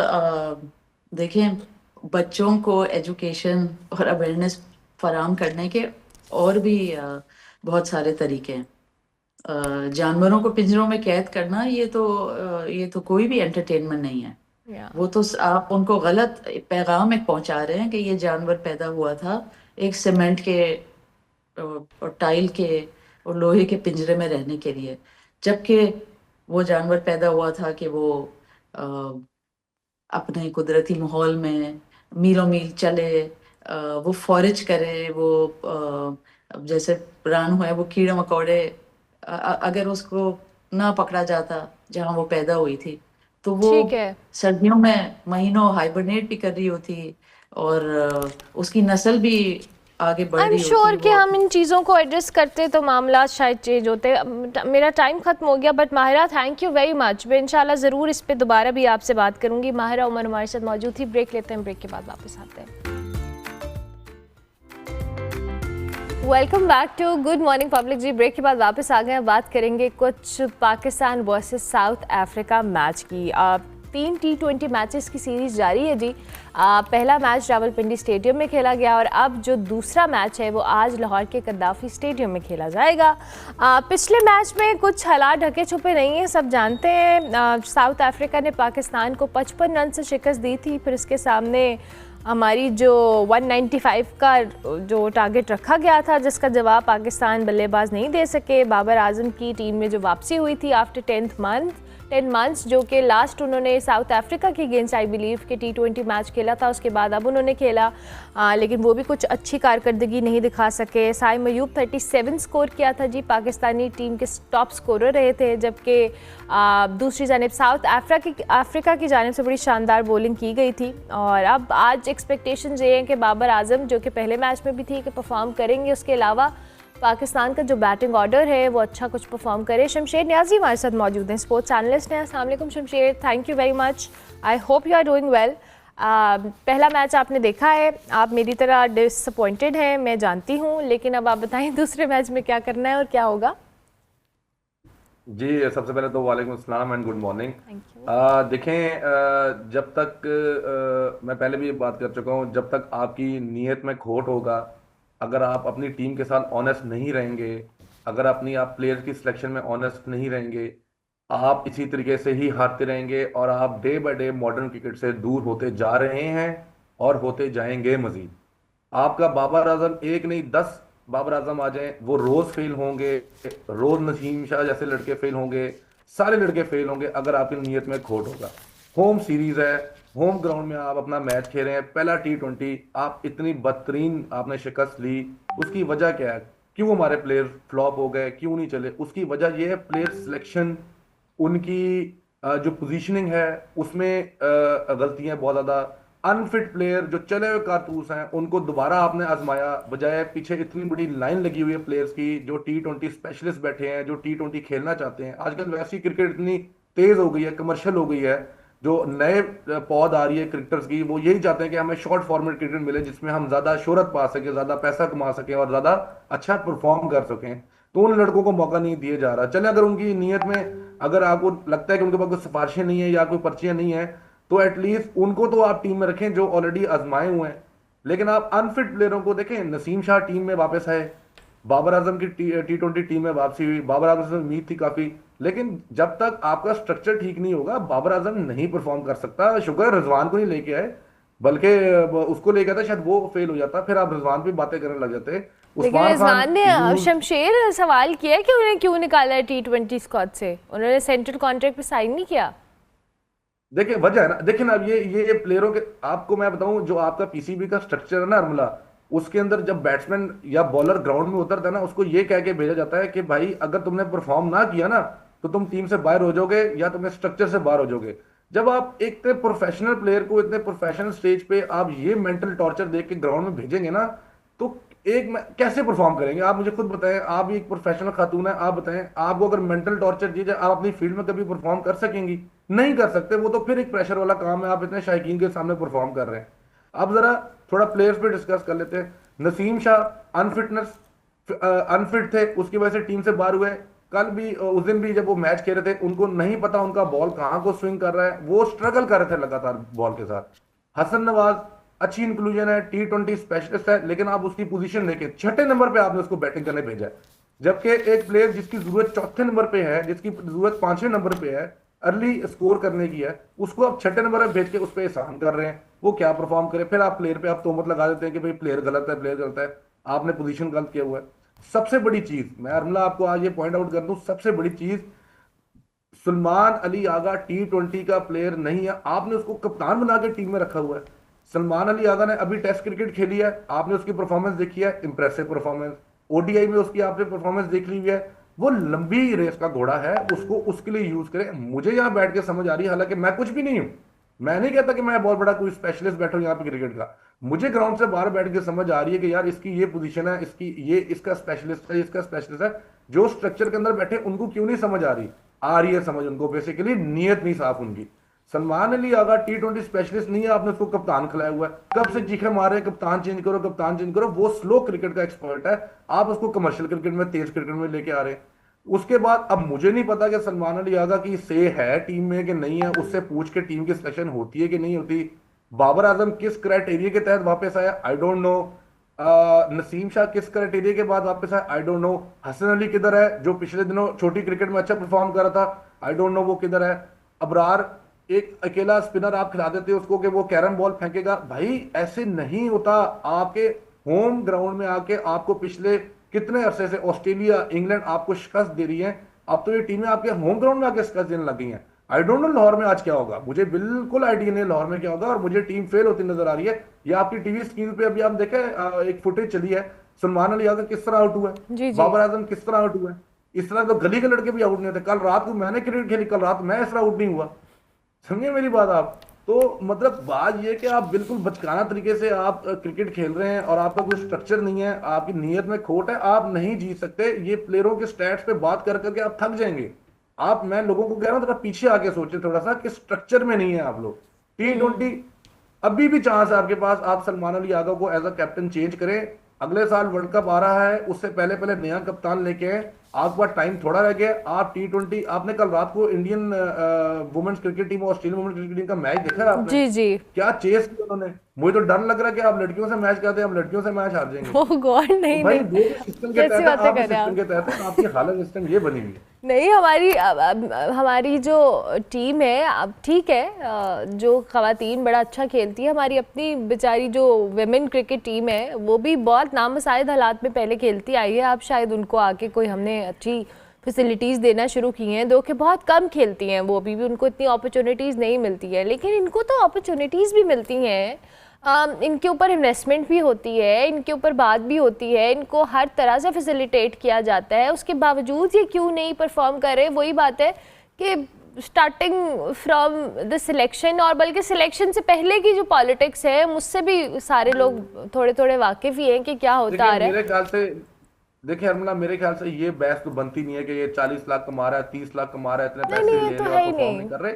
मैं आपको बता रहा हूँ, ये जो स्ट्रक्चर है ना, बेसिकली ये इतना प्रेशर देने वाला स्ट्रक्चर है कि ये मेंटली टॉर्चर प्लेयर्स को दे रहा है। मैं आपको बताऊं, जितने भी हमारे अर्ली प्लेयर्स जिन्होंने अर्ली रिटायरमेंट ली है, उसमें मोहम्मद आमिर का बहुत बड़ा नाम है, उसमें और बड़े प्लेयरों के बड़े बड़े नाम है। उन्होंने रिटायरमेंट के बाद, अहमद शहजाद का बहुत बड़ा नाम है, उन्होंने रिटायरमेंट के बाद टीवी स्क्रीन पे आके यही बात की है मेंटल टॉर्चर, स्ट्रक्चर नहीं है, नियत नहीं है, आगे लेके जाने की उनके पास वो कोशिश नहीं है, तो आप कैसे परफॉर्म करेंगे इतना बड़े स्टेज पे इतनी बड़ी बड़ी टीमों के खिलाफ? इतनी, अब ये साउथ अफ्रीका जैसी टीम T20 ये आज भी आप इन्होंने पहली बैटिंग की, इन्होंने आपके 200 के करीब करीब टारगेट आपको देना, आपसे नहीं चेज होना। बाबर आजम की आप शॉट देख लें घबराया हुआ, सलमान अली अगा का आउट आप देख लें घबराया हुआ, लग ही नहीं रहा कि वो प्रोफेशनल प्लेयर खेल रहे हैं ये लोग। इनको कितना आप तंग करेंगे, इनको आप कितना बोलेंगे? आप आए स्ट्रक्चर की तरफ, बोर्ड की तरफ, वहां पे जो लोग बैठे हैं उनकी नीयत पे आप क्वेश्चन कर सकते हैं, उनसे आप सवाल करें कि भाई आप लोग टीम सिलेक्शन किस नीयत से कर रहे हो? कप्तान से पूछते भी हो कि नहीं पूछते कि भाई वो क्या चाहता है? अच्छा, कप्तान जब जब कप्तान से सवाल चले कर भी लेते हैं कि भाई सलमान अली आगा साहब आप क्या चाहते हैं कि बाबर आजम टीम में खेलें कि ना खेलें, तो वो ब्लैंक हो जाता है कि मुझे नहीं पता कि जी टीम में लाना कि नहीं लाना, क्योंकि अपनी परफॉर्मेंस नहीं ठीक, खुद प्रेशर में है, उसकी कप्तानी स्टेक पे लगी हुई है। आपके पास सेकंड ऑप्शन ही नहीं है कि T20 का कप्तान आप कौन बनाए, आपका मेन कप्तान इस टाइम फेल बैठा हुआ है। तो देखे ना, आप हमेशा से ये हुआ अगला कभी बड़ा इवेंट आने से पहले ये जो T20 मैचेस हो रहे हैं ये किस खुशी में हो रहे हैं? ये वर्ल्ड कप की तैयारी की खुशी में हो रहे हैं। तो आपकी इतने करीब आके भी ये तैयारी आपके, अभी आपकी टीम स्टेबल नहीं है, तो आप वर्ल्ड कप कैसे खेलेंगे? आप नहीं खेल सकते। दिन पे दिन आपकी क्रिकेट लूज हो रही है, बाकी स्पोर्ट्स का तो कोई हाल नहीं है आपके पाकिस्तान में। तो अल्लाह ही खैर करे, मुझे नहीं पता क्रिकेट के रिकॉर्ड अभी भी देखें। मैं आज सुबह एक पोस्ट पढ़ा था, बाबर आजम आज 3 चौके मार दे तो वो T20 का हाँ, सबसे 9 रन ज्यादा दूर चौके है। मारने वाला player। हाँ, हाँ, ये 6 छक्के मार दे तो ये हो जाएगा, तो वो हो जाएगा, इतने करीब है वो रिकॉर्ड्स के। तो प्रीवियसली वो अच्छी बैटिंग करता रहा है, इसका मतलब हम सबने देखा ये बाबर आजम हमारा स्टार है, हम इसको ओन करते हैं। बट आप अपने स्टार के साथ ये ज्यादती करेंगे, वो जाया हो रहा है। और मुझे नहीं लग रहा कि बाबर आजम यहां से कभी जिंदगी में कमबैक कर सकता है। उसकी जिंदगी के 2.5 से 3 साल रह गए क्रिकेट के, उसके बाद उसका डिक्लाइन स्टार्ट हो जाएगा, बॉडी वैसी लूजन अप हो जाती है। तो ये आप हमने फैसला करना है कि हीरो को हीरो रखना है कि हीरो को जीरो बना के बाहर भेजना है। वेरी इंपॉर्टेंट कि हीरो को हीरो रखना है या ज़ीरो बना के बाहर भेजना है। और इसमें जो अथॉरिटीज़ हैं उनका equally they are responsible for it. अच्छा शमशेर, आज साउथ अफ्रीका पे भी ज़रा कमेंट करें आप, क्योंकि अभी हम होम ग्राउंड की बात कर रहे थे कि हम होम ग्राउंड के ऊपर बैक टू बैक सीरीज़ हारे हैं। अभी हमने टेस्ट मैच की बराबर की है, अब T20 जो है हम उस पर आज का मैच ही डिसाइड करेगा। लेकिन आई बिलीव कि हम अपनी मर्ज़ी की पिचेस बना के अपने होम ग्राउंड के ऊपर सारे सर्कमस्टांसेस हमारे फेवर में हैं, कंफर्ट जोन है, उसके बावजूद अगर हारे हैं तो या तो हम बहुत बुरा खेल रहे हैं या साउथ अफ्रीका बहुत एक्सेप्शनली गुड खेल रही है। देखें, साउथ अफ्रीका जैसी टीम, इंग्लैंड जैसी टीम, ऑस्ट्रेलिया जैसी टीम, इनसे तो आप उम्मीद कर ही नहीं सकते कि गंदी क्रिकेट खेलेंगे। ठीक है जी, आप इनका पिछले कुछ अर्से से आप रिकॉर्ड निकाल के देख रहे हैं, ये ऐसी टीम है जो 1 से 2 या मैक्सिमम 4 मैचेस जो है ना वो आउट ऑफ फॉर्म होती हैं, उसके बाद वापस वो स्टेबल हो जाती है। विराट कोहली पे बुरा टाइम आया था, विद इन अ ईयर उसने रिकवर किया। आपको पता है बाबर आजम ने लास्ट सेंचुरी कब किया? आज से 3.5 साल पहले नेपाल के खिलाफ इधर मुल्तान में की थी, वर्ल्ड कप में जाने से, वर्ल्ड कप वाले उसमें टूर्नामेंट में 3 साल पहले आपके हीरो प्लेयर ने सेंचुरी की थी। बाबर आजम, रमीज आजार कमेंट्री में बोल रहा था कि सिर्फ इस बंदे को देखने के लिए 30,000 लोग स्टेडियम में बैठे हुए रावलपिंडी के, और वो बंदा आपके सामने 0 पे आउट हो रहा है। अब आपके सवाल के सामने मैं आ जाता हूं। देखें, ये टीमें जो हैं ये अपने स्ट्रक्चर पे काम कर रही हैं, इनकी जो नीयत है वो ग्राउंड में नजर आती है। मुझे आप एक बात बताएं, ऐसा कौन सा आखिरी पाकिस्तान का मैच है जो पाकिस्तान ने अपने होम ग्राउंड में ना खेला हो, किसी और ग्राउंड में खेला हो और इस तरह बैटिंग की हो जैसा साउथ अफ्रीका ने उस दिन परसों आपके खिलाफ बैटिंग की है? मुझे तो नहीं याद पड़ता कोई ऐसे पाकिस्तान ने कोई एक्सप्लोसिव परफॉर्मेंस दी हो। अनफॉर्चुनेटली तो ये टीमें कैसे पाकिस्तान में आके परफॉर्मेंस दे रही हैं? पिचेस भी आप अपनी मर्जी की बना लें, तो क्या वो बच्चे हैं? वो रीड क्योंकि नहीं कर वो सकते पिचेस, खेलने की इंटेंट से आई हैं और वो खेलना चाहती हैं और जीतना चाहती हैं, मसला वो सारा रीड करते हैं। हाँ। वो रीड करते हैं। अरबला, मैं आपको एक पॉइंट में ऐड करना चाहूंगा। मुझे अब एग्जैक्टली सीरीज याद नहीं आ रही, सलमान अली आगा उसकी कप्तानी कर रहे थे, वो पता नहीं टेस्ट सीरीज थी, मुझे याद नहीं आ रही। सवाल किया सलमान अली आगा से कि नए कप्तान बना था सलमान अली आगा कि सलमान आगा आपने आज पिच टेस्ट की मैच स्टार्ट होने से पहले? नहीं जी नहीं, पिच तो वही है जो हमें पता है, हमारी होम कंडीशंस है, तो पिच क्या करना है हमें पता है कि कंडीशंस क्या। मतलब आपका कप्तान ये बोल रहा है कि मैंने पिच रीड नहीं की और मुझे ऑलरेडी पता है कि पिच क्या है। यार आप क्या मतलब कोई मॉडल टाउन में क्रिकेट खेल रहे हैं? आप क्या गली मोहल्ले की क्रिकेट खेल रहे हैं? आप प्रोफेशनल क्रिकेट खेल रहे हैं? इतने बड़े बड़े आपसे बहुत बड़े बड़े कप्तान आके पिच पे खड़े होते थे, घंटा घंटा वो रीड करते पिच। आप क्या चीज है? तो ये आगा का कसूर नहीं है, ये इसकी मैनेजमेंट, इसके पीछे जो लोग बैठे हैं जिन्होंने इसको डंडा मारना होता है कि उठो और ये काम करो, वो इसको नहीं उठाते वहां पे। अब आप प्लेयरों को लताड़ते रहे, उनके दिमाग में प्रेशर लाते रहे, ऊपर से हमारे प्लेयरों को एक्सेस है सोशल मीडिया की। आपको मैं एक बड़ा मजीद पॉइंट दूं, हमारे जो प्रोफेशनल क्रिकेटर्स हैं इनको बड़े बासानी एक्सेस दी हुई है सोशल मीडिया की, जहां पे लोगों के कमेंट्स पढ़ते हैं, इनका दिमाग और खराब होता है और प्रेशर में आते हैं, अवाम क्या कहेगी, उस चक्कर में ये फेल होते हैं, क्योंकि इनकी ना कोई मेंटल ट्रेनिंग है, ना कोई इनको यही तो pressure बात handle करने है, की आवे का आवा बिगड़ा हुआ है। Thank you very much Shamsher Niazi. वक्त खत्म हो गया, लेकिन आपका बहुत शुक्रिया कि आपने वक्त दिया। शमशेर नियाजी हमारे साथ मौजूद थे। पाकिस्तान वर्सेस साउथ अफ्रीका दूसरा T20 मैच आज गद्दाफी स्टेडियम में खेला जाएगा। ब्रेक लेते हैं, ब्रेक के बाद वापस आते हैं। Welcome back to Good Morning Public. जी ब्रेक के बाद वापस आ गए। हर साल 31 अक्टूबर को दुनिया भर में शहरों का आलमी दिन मनाया जाता है, जो कि पायदार शहरी तरक्की की अहमियत को उसको हाईलाइट करता है। इसके साथ साथ जी इस दिन का मकसद भी जो शहरी आबादी है उसमें अगर तेज़ी से होने वाले इजाफे की बात की जाए उसको हाईलाइट करता है, उसके चैलेंजेस और पायदार तरक्की के मौक़े के बारे में जो ग्लोबल लेवल के ऊपर जो अवेयरनेस है उसको संभव पैदा करता है। साल के मौजू की बात करें तो वर्ल्ड सिटीज़ डे 2025 का मौजू है जी पीपल सेंटर्ड स्मार्ट सिटीज़ है, जो कि इस बात पे भी जोर देता है कि शहरों की जो तरक्की है इसमें जदीद टेक्नोलॉजी, डेटा, इसको और जो AI है इसके इस्तेमाल में इंसान को मरकज़ में रखा जाए। आज दुनिया भर के शहरों में जहाँ पर डिजिटल तब्दीली के अमल से गुजर रहे हैं, पाकिस्तान में भी शहरी आबादी में तेज़ी से इजाफा हो रहा है। इंफ्रास्ट्रक्चर के मसाइल हैं, रिहाइश है, बुनियादी सहूलियात की कमी जैसे मसाइल के पेश नज़र इस दिन की अहमियत संभव बहुत ज़्यादा है। आज हम इसी हवाले से बात करेंगे कैसे डिजिटल टेक्नोलॉजीज़ और डेटा पर मबनी जो फ़ैसले हैं पाकिस्तान में भी जो शहरी मनसूबाबंदी है, इंतज़ाम है, तर्ज ज़िंदगी है, उसको बेहतर बना सकते हैं। डॉक्टर गाफिर शहजाद हमारे साथ मौजूद है, माहिर फ़नो तामीर शहरी मनसूबाबंदी है, उनको हम खुशामदीद कहते हैं। बहुत शुक्रिया जी, thank you very much sir. आज के दिन के हवाले से और चूँकि मैंने इसका थीम भी बताया, आई वॉन्ट कि आप थोड़ा सा एलेबरेट करें कि हम किस तरह से इस सारे दिन को अवेयरनेस के पॉइंट ऑफ व्यू से तो सेलिब्रेट कर रहे हैं, बट इसका सस्टेनेबल इम्पैक्ट कितना ज़रूरी है। देखें, जिस तरह से ये डिजिटल टेक्नोलॉजी जो है ये जिस तरह से हर मामले में ही, ज़िंदगी के हर मामले में भी ही कंट्रोल किए जा रही है, इसी तरह से जैसे इंसान को कंट्रोल कर रही है, तो इंसान जिस स्पेस पे रहता है ज़ाहिर है उस स्पेस को ज़्यादा एफिशिएंट और सस्टेनेबल बनाने के लिए डिजिटल टेक्नोलॉजी ही मोस्ट इफ़ेक्टिव जो है वो हो सकती है। अब अगला सवाल ये है कि ये किस तरह से मतलब कर सकती है।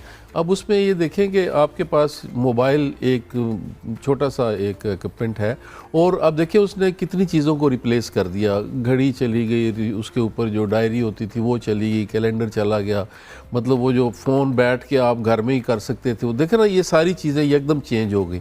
अच्छा, इससे हुआ क्या? इससे हुआ ये कि एक तो इसने आपको बहुत एफिशिएंट कर दिया, आपको ज़्यादा कनेक्टेड कर दिया। इसी तरह से जो शहरों के अंदर है जितनी भी आबादी है उसके अंदर घरों को और ख़ास तौर पे जो कमर्शियल बिल्डिंग्स हैं उसको जब तक हम सस्टेनेबल बनाने के लिए डिजिटल टेक्नोलॉजी की मदद नहीं लेंगे हम एफिशिएंटली नहीं कर सकेंगे। और मिसाल के तौर पे आप देखेंगे शहरों में पार्किंग का इशू है, बहुत बड़ा इशू है। अब पार्किंग का एक बहुत बड़ा माफिया है, लेकिन अगर आप उसको डिजिटली कंट्रोल करें जैसे वेस्ट में हो रहा है कि एक छोटी सी मशीन लगी है, आपने कार्ड में जितने घंटे पार करना होता है, अच्छा वो जो पीछे मतलब 100 बंदों का माफिया है वो एकदम माइनस हो जाता है। तो होता क्या है, वो जो 100 बंदा ना समझे आप, वो 100 बंदा शहर के 100 हिस्सों में जा रहा है, आ रहा है, बैठ रहा है, ठिकाना किया हुआ है, स्पेस यूज़ कर रहा है, वो सारी आपने माइनस कर दिया। तो वो जो एक ओवर ऑक्यूपेंसी हो जाती है शहर की, वो भी इसके अंदर माइनस हो जाती है। इसी तरह से अब तो देखें हमारे पासपोर्ट या शनाख्ती कार्ड वगैरह, अब वो देखें कि वो पूरी लाइनें लगी होती थी पहले, अब वो सारा मोबाइल के ऊपर ऑनलाइन जो आप शनाख्ती कार्ड बनाना चाहें, पासपोर्ट बनाना चाहें। अच्छा, उसके पीछे बैंकिंग को आप देख लें कि बैंक्स की कितनी ब्रांचेस थी। अच्छा, ये सारी जो चेंज ओवर हो रही है बुनियादी तौर पे ये सारा शहरों के ऊपर इम्पैक्ट आ रहा है, यानी सड़क के ऊपर जो ट्रांसपोर्ट चल रही है वो माइनस होती जा रही है। तो ये सड़क पे ट्रांसपोर्ट को कम करना, ह्यूमन बीइंग की मोबिलिटी को कम करना, वो डेफिनेटली उसकी जो डेली लाइफ एक्टिविटी है उसके ऊपर पॉजिटिव असर डालती है। अच्छा, ये तभी हो सकता है जब शहर में जो स्पेसेस हैं वो प्रॉपर डिज़ाइन हो। अब हमारे यहाँ क्या है, एक रेजिडेंशियल एरिया में एक स्कूल बन गया है, अब क्या है वहाँ पे ट्रांसपोर्ट जा रही है, आ रही है, आप बच्चों को ड्रॉप कर रहे हैं, पिक कर रहे हैं, एक अनप्लान्ड सिटी तो वो जब तक अनप्लान्ड सिटी होगा तो ये जो डिजिटल टेक्नोलॉजी है इसकी जो सस्टेनेबिलिटी है, ये एफिशिएंसी है, उस पर कोई असर नहीं पड़ेगा। उसके लिए ज़रूरी है कि आप अपने मतलब डिफेंस वाले लोग बच्चों को गुलबर्ग लेके आते हैं, गुलबर्ग वाले जौहर टाउन ले जाते हैं, जौहर टाउन वाले एचएसएन में लाते हैं, तो क्या करते हैं, सड़कों के ऊपर वो सारा सिलसिला चल रहा है। तो अगर आपका ट्रांसपोर्ट सिस्टम प्रॉपर डिज़ाइन हो, शहर प्रॉपर डिज़ाइन हो, स्पेसेस प्रॉपर डिज़ाइन हो, ये जो जगह जगह क्लिनिक खुले हुए हैं, ये इनको देखें एक्टिविटी है, मेडिसिन प्रोवाइड होनी चाहिए, प्रॉपर डिज़ाइन हो, और ये सारा लीगल जो लेजिस्लेशन है उससे कंट्रोल हो सकती है। तो अगर आप वो लेजिस्लेशन नहीं करते तो आपकी जो डिजिटल टेक्नोलॉजी है वो तो बेबस हो जाएगी आपके सामने। मसलन अभी सारी दुनिया पेपरलेस सोसाइटी की तरफ जा रही है। अभी मैं हाल ही में इंग्लैंड में था तो वहाँ पे किसी वक्त अगर पाउंड की ज़रूरत पड़ जाती थी करेंसी की तो मिलता नहीं था, वजह कि वो उनके पास कार्ड है और हर चीज़ जो है वो हो रही है ऑपरेट। तो हमारे तो लोगों ने तय खानों में भर के रखे हुए हैं करेंसी के साथ।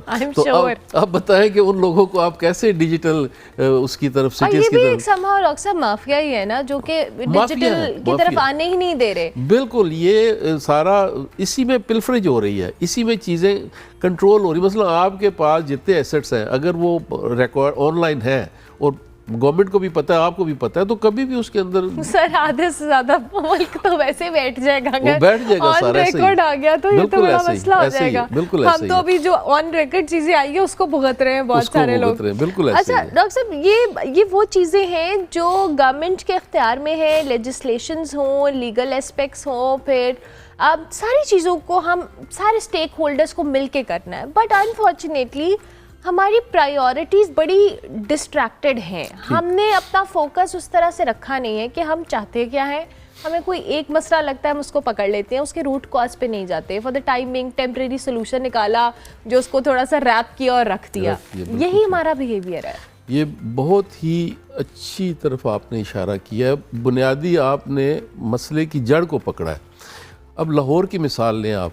लाहौर में मैं आपको बताऊं कि 5 इयर्स जो अयूब खान के दौर में मास्टर प्लान बनाया गया था, जिसे भुट्टो की गवर्नमेंट ने अप्रूव किया था शहर की एक्सटेंशन का, वो शहर ये जो जौहर टाउन और आपका ये जो इंडस्ट्रियल एरिया है यहाँ पे आके ख़त्म हो जाता था। यानी ये अगर इंडस्ट्रियल स्टेट है तो this is also part of that plan. अच्छा, वो जौहर टाउन जो शौकत खानम वाली सड़क है वहाँ पे आके रेजिडेंशियल एरिया ख़त्म हो जाता था और आगे सारा एग्रीकल्चर लैंड थी। अच्छा, हुआ क्या, हमारे जो गवर्नमेंट के अंदर हमारे लोग तो इसलिए आते हैं MPs भी और बाकी भी कि वो इख्तियारात का नाजायज़ इस्तेमाल कर सके। अब उन्हें पता चला कि शहर जो है वो इस तरफ एक्सटेंड हो रहा है। उन्होंने सारी ज़मीनें ख़रीदी वहाँ से, यानी एकड़ में ख़रीदी गरीब किसानों से और मरलों में बेची, गवर्नमेंट को बेची। या जिसको अब देखें ना वो 250-300 हाउसिंग सोसाइटीज़ हैं जो सिर्फ इस तरफ है। अच्छा, अब क्या है, LDA को बनाया गया था बेसिकली कि जो ये जौहर टाउन और इसकी डेवलपमेंट है या जो नया शहर बनेगा उसको वो कंट्रोल करेगा। अच्छा, LDA बन गया एक रियल स्टेट एजेंसी, फाइलें बेचने लग पड़ा। यानी गवर्नमेंट की लेजिस्लेशन कमज़ोर पड़ी ना, वो किसी को पकड़ नहीं सकते थे। वो सारे फाइलों का रिकॉर्ड यहाँ पे जौहर टाउन लोगों के घरों में और स्टेट एजेंसीज के दफ्तरों में पड़ा होता, तो यहाँ पे सारी डील होती थी। अच्छा, उसमें जो एक प्लानिंग इफ़ेक्ट हुई, यानी जो मास्टर प्लान था उसमें यह था कि अगर 220 फुट की सड़क आ रही है तो वो एक जगह पे आके रुकती नहीं है, वो आगे कंटिन्यू करती है। अच्छा, लेकिन आगे एक प्राइवेट हाउसिंग कॉलोनी बन गई, उसने अपनी बाउंड्री वाल लगाई, वो 220 फुट की सड़क एकदम रुक जाती है, आगे एक नई कॉलोनी, वो आपस में इंटरकनेक्टेड नहीं है। अच्छा, आपको कहीं आना जाना पड़ जाए तो आप तो गुम हो जाते हैं कि वो इधर से उधर जाएंगे, उधर से उधर जाएंगे, पता नहीं चलता। तो इसके लिए जो असल आप इशारा कर रही हैं, जो गवर्नमेंट की लेजिस्लेशन और उसकी जो इम्प्लीमेंटेशन है, that is very very important. अच्छा, इस शहर का अलमिया देखिए, कुछ हिस्सा है इस शहर का जिसको कॉरपोरेशन जो है वो कंट्रोल कर रही है, आपस में झगड़ा भी पड़ा रहता है। कुछ हिस्सा है इसका जिसको वर्ल्ड सिटी अथॉरिटी कंट्रोल कर रही है, कुछ हिस्सा है जिसको LDA वो कंट्रोल कर रहा है। अच्छा, बहुत सारा हिस्सा है जिसको प्राइवेट हाउसिंग सोसाइटीज़ बताते खुद कंट्रोल कर रही हैं। अब देखें, अच्छा ये PHA आ गया हमारा, ये जितने आपके पार्क्स वगैरह सारे हैं इसको वो कर। अच्छा, टीपा आ गया, इसने सड़कें वगैरह जितनी है वो बनानी है, तोड़नी है, जो भी है। वासा आ गया, उन्होंने सीवरेज। अच्छा, ये इंटरकनेक्टेड भी नहीं है। एक आपस में एक्टिविटी नहीं है, आपस में नहीं है। मतलब आप सड़क का आलम लगाएं कि अगर एक ने सड़क बनाई है, वासा को याद है हमने पाइप नहीं डाला, पाइप नहीं डाले वो और फिर तोड़ दी, और वो अगलों को नहीं पता कि वो टूट गई है सारी। मतलब पूरे शहर अच्छा, में है। हाँ, और इसमें जो सबसे ज़्यादा जुल्म है वो ये है कि हमारे रिसोर्सेज का गलत इस्तेमाल है। यानी एक टेंडर हो गया, उसको 30 जून को प्रोजेक्ट को मुकम्मल होना चाहिए, पैसे अगर रिलीज़ नहीं हुए तो वो अगले साल पे चला गया, उससे अगले साल पे चला गया। ये जो 1 साल से 2-3 साल पे चला जाता है, गवर्नमेंट चेंज होती है, नई प्रायोरिटीज़ आती हैं, तो उसके साथ ही वो प्रोजेक्ट रास्ते में रह जाते हैं और नए शुरू हो जाते हैं। तो ये हमें सोचना चाहिए कि हमारे रिसोर्सेज हैं और इनको हमें अच्छा इस्तेमाल करना है। और शहर देखिए ये डायनामिक होता है, शहर जो होता है वो फलता फूलता रहता है, मतलब उजड़ता भी रहता है तो फैलता भी रहता है। ये इंसान की तरह से होता है, जैसे इंसान छोटा सा बच्चा होता है फिर बड़ा होता होता पूरा उसके अंदर शऊर है, इसी तरह से ही है। अच्छा, अब देखें यहाँ पे बजाय इसके कि एक ट्रांसपोर्ट सिस्टम मुनज़्ज़म हो, हमारी गवर्नमेंट क्या कर रही है, वो नहर के किनारे दरख्तों को काट के तो एक नया आइडिया पेश कर रही है कि हम इसको इस तरह से कर देंगे। अच्छा, इसी तरह से यहाँ ट्रांसपोर्ट का मसला आ रहा है तो ये अंडरपास बना दें या फ्लाईओवर बना दें। मुझे इतनी तकलीफ़ होती है कि आप देखें सड़क के ऊपर एक पेडेस्ट्रियन के लिए, ये आपने कहा ना पीपल सेंटर्ड, कहते हैं जी पेडेस्ट्रियन के लिए ये ओवरहेड ब्रिज है, वो 17 फुट ऊंचा ओवरहेड ब्रिज, कोई पेडेस्ट्रियन नहीं ऊपर चढ़ता, और वो 10 करोड़ का मिनिमम वो बनता है। और आप देखें कितनी सड़कों पे वो बने हुए हैं। और सर अगर वो बने भी हुए तो उस पे गाय भैंसें जा रही होती हैं, बाइक्स वाले जा रहे होते हैं, पेडेस्ट्रियन नहीं जा रहे होते, जिनके नाम पे वो 10 करोड़ रुपया सर प्रैक्टिकल नहीं है ना। एक बंदे ने गुजरना है, उसने 10 मिनट में ऑफिस पहुंचना है, वो पहले 15 मिनट का रास्ता तय करके नीचे उतरेगा। अब ये देखें कि ये प्रोजेक्ट इनिशिएट कैसे होता है। एक कॉन्ट्रैक्टर आता है, कहता है जी मेरे पास काम कोई नहीं है, तो वहाँ पे ना अगर कोई ब्रिज हो जाए, अच्छा जी एडीपी में डाल दें तो हम वहाँ पे ब्रिज बना लेते हैं। अगर आप मास्टर प्लान करें, फिजिबिलिटी बनाएं, किस हिस्से में क्या बनना है, और उसको आपकी रिंग रोड देख लें ना कि किस तरह से वो अपने रुख बदलती चली गई है। तो वो यही मसला है कि अगर आपका मास्टर प्लान होगा, शहर प्रॉपर डिज़ाइन होगा और पीपल ओरिएंटेड जो है ना, ये तो देखें एक इंटरनेशनल मूवमेंट है। यानी आज से 20 साल पहले पीपल ओरिएंटेड हिस्ट्री लिखी जाने लगी कि ये जो बादशाह या बाइख्तियार लोग हैं उनके लिए ये सारी चीज़ें नहीं होती, लोगों के लिए, मतलब government of the people, by the people, for the people, कहा तो यही जाता है। लेकिन होता ये है कि सड़क हो या कोई भी हो, ये आपने देखा होगा, ये जो बस ऊपर से गुजरती है तो इसके नीचे जो कॉलम्स हैं उसके ऊपर ग्रीनरी का कॉन्ट्रैक्ट 2-3 बार हुआ है, तो आप यकीन करें कि वो मिलियंस में है वो कॉन्ट्रैक्ट। और सर वो जो पिलर्स है ना, उनकी इतनी खस्ता हालत है कि उसके ऊपर कोई ग्रीनरी नहीं लग नहीं सकती, वहाँ पे सिर्फ इश्तिहार चिपके हुए हैं। और हमारे मौसम देखें ना ऐसे हैं कि वो इतना हीट अप हो जाता है कि अगर ग्रीनरी लगाएंगे भी तो वो नहीं हो सकता, नहीं करेंगे। तो ये जो फैसले अगर तो हमारे प्रोफेशनल करेंगे, प्लानर्स करेंगे, कोई प्लानर नहीं करता, या पॉलिटिशियन कर रहे हैं या हमारे ब्यूरोक्रेट्स कर रहे हैं। और ये तो सर आप लाहौर की बात करें, आप कराची चले जाएं, उसका इससे भी बदतर हाल है, उसका तो कोई है ही नहीं हाल। तो देखें ना, एक ब्रिज का गिर जाना ये तो बजाते खुद एक बहुत बड़ा हादसा है। मतलब और ये ओवरऑल शहरों के इंफ्रास्ट्रक्चर की बात तो कर ही रहे हैं, यहाँ पे प्लानिंग इम्प्लीमेंटेशन, उसके इतने सारे चैलेंजेस। अच्छा, अभी आपने देखा होगा ये सैलाब आया है, क्या हर साल सैलाब नहीं आते? क्या हम कोई स्ट्रॉन्ग वाटर ड्रेनेज का सिस्टम नहीं बना सकते? हम क्या करते हैं कि स्ट्रॉन्ग वाटर को ही जो सीवरेज का पाइप्स हैं उसके अंदर डालने की कोशिश करते हैं, या फिर सारी गलियां तालाब बन जाती हैं, ये प्रॉब्लम हो जाती है। तो शहर को आज तक किसी ने स्ट्रॉन्ग वाटर ड्रेनेज का सिस्टम ही नहीं दिया। अच्छा, वो क्या करते हैं, जो ड्रेनेज का पानी है वो या नहर में डाल देते हैं या रावी में डाल देते हैं। अब ये तो कोई हल नहीं है। अच्छा, रिसाइकलिंग का आप देखें, आप पीपल ओरिएंटेड बात कर रहे हैं, मैं अभी इंग्लैंड में घर है में था तो वहाँ पे ना हफ्ते में एक दफ़ा एक, जैसे हमारे यहाँ है ना इनका ये जो वेस्ट वाले हैं आते हैं ना गाड़ी लेके, वहाँ पे भी इसी तरह ही है। अच्छा, लेकिन वहाँ पे जो ज़्यादा अच्छी बात है, इसमें पब्लिक पार्टिसिपेशन बड़ी इंपॉर्टेंट है, वो ये है कि उन्होंने हर घर में ना 4 या 5 बॉक्सेस दिए हुए हैं। जनरल स्टोरेज के लिए अलग है, कागज़ वगैरह गत्ता वगैरह अलग है, प्लास्टिक। अच्छा, और इसी तरह से ना उनका जो ट्रक है उसमें 5 खाने बने हुए, और वो जो पब्लिक है वो पार्टिसिपेट कर रही है आपके उस रिसाइकलिंग को आसानी के लिए। अच्छा, हमारे यहाँ वो सारा उठाते हैं, ट्रक में डालते हैं, ट्रक वहाँ बंद रोड पे जाके फेंक के फिर उसके बाद कोई वाली वारिस नहीं बनता। और सर वो वहाँ से आप इंग्लैंड की बात करें कलेक्ट भी नहीं करते, अगर आपने वेस्ट को मिक्स किया है, they won't collect it, वो they'll छोड़ ask के you. चले Yeah. छोड़ के चले जाते हैं, Yeah, बिल्कुल। yeah. और अगर वो ज्यादा आपने छोड़ दिया तो वो फाइन भी कर देती है काउंसिल जो है, बिल्कुल। और उसके लिए वो चार्ज करते हैं।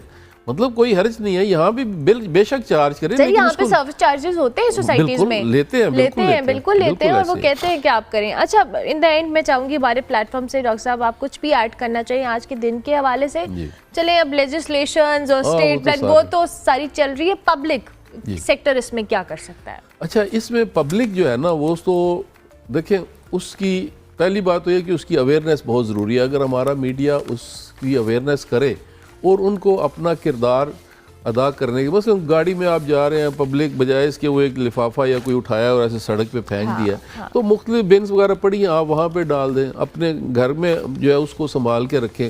कम से कम आपका शहर है, अच्छा आप अपने घर के सामने उठा के फेंक देते हैं, यानी घर तो ठीक है लेकिन घर के सामने वही गंद डाल देते हैं। तो पब्लिक को ये चाहिए कि वो इसमें जिस हद तक पार्टिसिपेट कर सकती है, हेल्प कर सकती है गवर्नमेंट की, वो, और गवर्नमेंट जिस तरह से अगर कोई सिस्टम चलाती है, यानी मुझे याद है कि ये जो सॉलिड वेस्ट का ये 2009-10 में वॉल सिटी के अंदर चलाने की कोशिश की थी।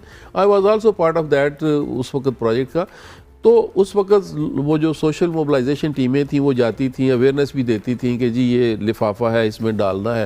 लेकिन देखिए 15 साल गुजर गए हैं, अभी तक हम उसको इम्प्लीमेंट नहीं कर सके। क्यों? कि पब्लिक की पार्टिसिपेशन कोई नहीं। तो जब तक पब्लिक इसमें हिस्सा नहीं डालेगी तो उतनी उस वक्त तक ये ना तो सेहतमंद फ़ज़ा बनेगी। और ये जो स्मोक वगैरह का जो मसला है, अब उसमें भी देखिए सारा स्मोक का भी इशू जो है, अब हमें सोचना चाहिए, मतलब है इन चीज़ों के ऊपर गवर्नमेंट को भी सोचना, हमें भी सोचना चाहिए कि ये जो आलूदगी है इसमें हम कितना हिस्सा डाल रहे हैं। यानी आप एक कंस्ट्रक्शन कर रहे हैं, उसकी मिट्टी और वो सारा और सड़क के ऊपर जा रही है और वो सारे उड़ रही है गर्द, और इसी तरह से आपकी गाड़ी है वो स्मोक क्यों दे रही है, वो कार्बन मोनोऑक्साइड ज़्यादा चार। अब जाएँ मैकेनिक के पास जाएँ, उसे कहें कि इसका वो ठीक करो ऑयल वगैरह जो खा रही है और काला धुआं दे रही है। तो आप जब अपनी गाड़ी का काला धुआं रोकते हैं तो बेसिकली आप स्मोक को रोकते हैं। तो ये अवाम को इस तरह से पार्टिसिपेशन करके आलूदगी से भी बच सकते हैं और सेहतमंद फ़ज़ा जो है उसको भी पैदा कर सकते हैं इसमें। ज़रूर, thank you very much doctor साहब, बहुत शुक्रिया कि आप तशरीफ़ लाए और आपने इतने ज़बरदस्त तरीके से एक्सप्लेन किया। जी, ये ओवरऑल हमारी सोसाइटी या हम जिन शहरों का जिक्र कर रहे हैं, ये हर सेक्टर, हर स्टेक होल्डर की इक्वली रिस्पॉन्सिबिलिटी है। इस पर गवर्नमेंट भी आती है, इदारे भी आते हैं, और जो प्लानिंग और डेवलपमेंट है, जब तक सब लोग ऑन बोर्ड नहीं होंगे, एक पेज पर नहीं होंगे, हम इसी तरह से डिज़ास्टर होते देखते रहेंगे। ब्रेक लेते हैं जी, ब्रेक के बाद वापस आते हैं। Welcome back to Good Morning Public. जी, प्रोग्राम का बिल्कुल आखिरी हिस्सा है। अब आपको कराची लिए चलेंगे, जहां के ज़िला कोरंगी में एक और मॉडल थाने का इफ्तिताह हो गया। इस मॉडल थाने के हवाले से हमारे कॉरेस्पॉन्डेंट फ़हद कमर बता रहे हैं। जी फ़हद। जी बिल्कुल, मैं इस टाइम कोरंगी अवामी कॉलोनी थाने में मौजूद हूँ, जिसको मॉडल थाने में जो है वो तब्दील कर दिया गया है। मेरे साथ जो है वो ASP फ़ायदा मौजूद है, उनसे जानते हैं क्या क्या आवाम के लिए सहूलियात यहाँ फराहम की जा रही हैं। सबसे पहले मॉडल स्टेशन में हमने क्यूमेटिक सिस्टम जो है वो इंट्रोड्यूस करवाया है ताकि merit based delivery of service हो सके। फ्रंट डेस्क को इंट्रोड्यूस करवाया है ताकि पब्लिक जो भी किसी इशू लेके थाने में आए तो उनको गाइड किया जा सके कि उनको किस काउंटर पे किस इशू को रिजॉल्व करने के लिए जाना है। सिमिलरली एफआईआर रजिस्ट्रेशन के लिए वुमेन प्रोटेक्शन सेल और विक्टिम सपोर्ट यूनिट और डे केयर का भी यहाँ पर इंट्रोडक्शन किया गया है, ताकि जो LPCs हमारी बच्चे लेके आते हैं और वो घर पे नहीं छोड़ सकती, वो यहाँ बच्चे छोड़ के अपना काम अपनी ड्यूटी से अंजाम दे सकें। हर वो मॉडल पुलिस स्टेशन की फैसिलिटीज़ और फीचर्स मौजूद हैं इस थाने में, जो कि इस थाने को मॉडल थाना बनाती हैं। और ये आईजी साहब सिंह की विजन के मुताबिक थाना बनाया गया है, जिसमें बेहतर से बेहतर पब्लिक सर्विस डिलीवरी दी जाएगी। सहूलियात कौन कौन से थाने में फ़राहम की जा रही हैं और क्या खसूसियात हैं, यानी कि एक नॉर्मल थाने में और इस थाने में क्या फ़र्क है? मैंने आपको वही बताया कि कुछ ऐसे फीचर्स ऐड किए गए हैं जिससे ये थाना एक मॉडल थाना और स्पेशल इनिशिएटिव जो पुलिस स्टेशंस हैं वो बना है। उसमें क्यूमेटिक सिस्टम है, फ्रंट डेस्क है, सेपरेट काउंटर्स हैं डिफरेंट सर्विसेज के लिए, जैसे एफआईआर का कमरा हो गया, कंप्लेंट सेल हो गया, WCPC हो गया, विक्टिम सपोर्ट यूनिट हो गया, डे केयर हमने इंट्रोड्यूस करवाया है।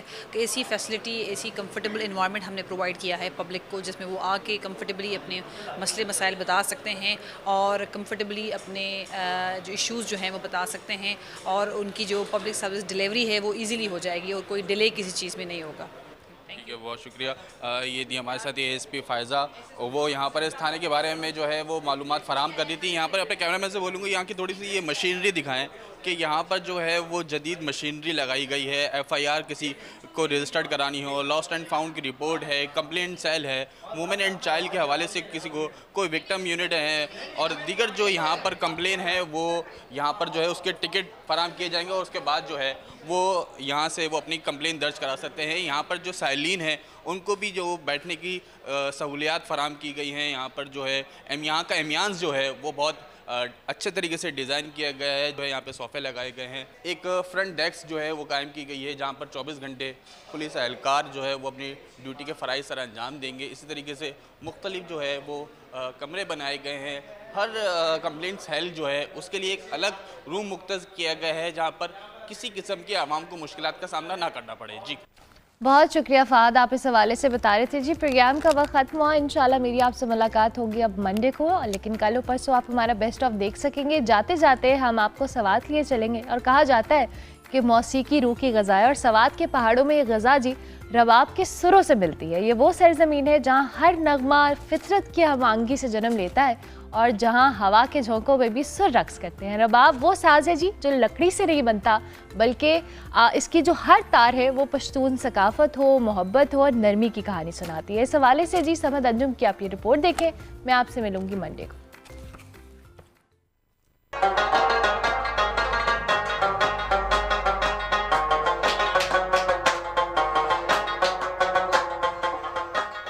रबाब की तारीख सदियों पुरानी है। कहा जाता है कि इसकी पहले धुनें अफगानिस्तान और खैबर के पहाड़ों में गूंजे, जहां सूफी दरवेशों ने इसके नगमों से मोहब्बत और अमन के पैगाम सुनाए। फिर यही साज पुश्तून सकाफत की सांस बन गया। आज सवात की वादियों में वही रूह जिंदा है, जहाँ फलकनाज जैसे फनकार लकड़ी को तराश कर इसे जिंदगी देते हैं और यूं हर नया रबाब एक पुरानी कहानी को फिर से जन्म देता है। जो अच्छा रबाब बनता है ना, उसमें 2 साल भी लगता है ना 1 साल भी लगता है, और जो लोकल रबाब होते हैं उसमें 1 महीना 15 दिन तक होते हैं ना। ये मुश्किल काम है लकड़ी से बनाना। तो इसमें तारे जो है ना वो सारे तारे 20 होता है। जो रबाब वो छोटा होता है उसमें 19 होता है।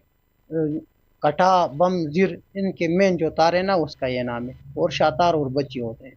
शातूत और तूत की लकड़ी का एक मामूली सा टुकड़ा जब फलकनाज उस्ताद के सब्र, महारत और इश्क से गुजरता है तो एक साज नहीं एक एहसास बन जाता है। 19 तारों की ये ज़बान ऐसी है जो अल्फाज के बगैर दिल से बातें करते हैं।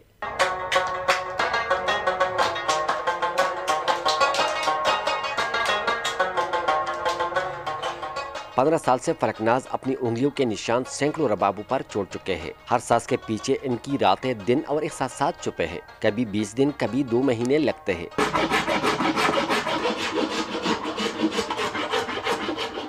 हर तार में एक जज्बा छुपा होता है और हर धुन में सवात की खुशबू बसी होती है जो हर सुनने वाले के दिल को रबाब से जोड़ देती है।